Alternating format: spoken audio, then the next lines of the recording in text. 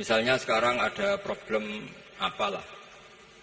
Sebetulnya solusinya gampang sekali. Ketika kita minus atau ketika kita tidak berkecukupan. Mulai dulu ulama itu solusinya gampang. Pernah suatu Abdul Qasim Al-Junaidi atau siapa sajalah, ini karena polanya sama. Menyuruh muridnya, saya tolong belikan ikan.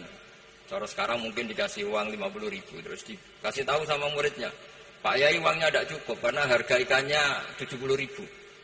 Terus kata gurunya, beri lebih murah lagi. Uang 50 aja tidak cukup, kok cari yang lebih murah.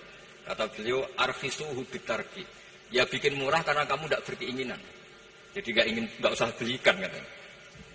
Ini penting sekali karena dulu ada solusi masyhur itu makalahnya Imam Syafi'i itu. Kata beliau, fa innal ghina anisya'ila bihi. Kalau kamu ingin tidak tergantung sesuatu, maka hindari sesuatu itu. Jangan memaksakan memenuhi sesuatu itu dengan memaksakan, tapi hindari sesuatu itu. Saya misalnya, kalau nuruti kepingin misalnya, kalau saya dengan nafsu serakah saya, mungkin saya ingin punya mobil mewah, ingin apa saja.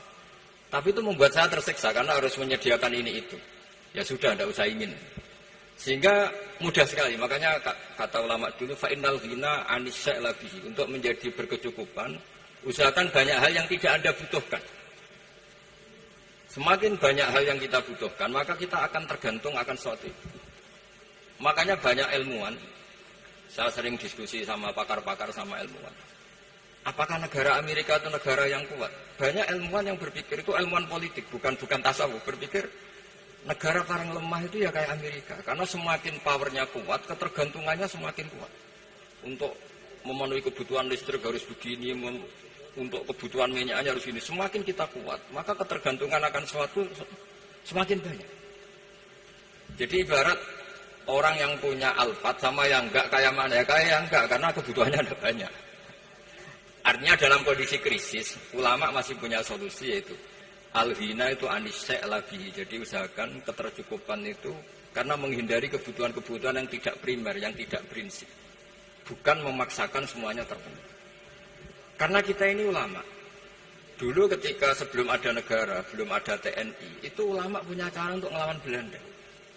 Karena mereka terbiasa punya loyalis, punya muhibbin, punya ghirah, punya strategi.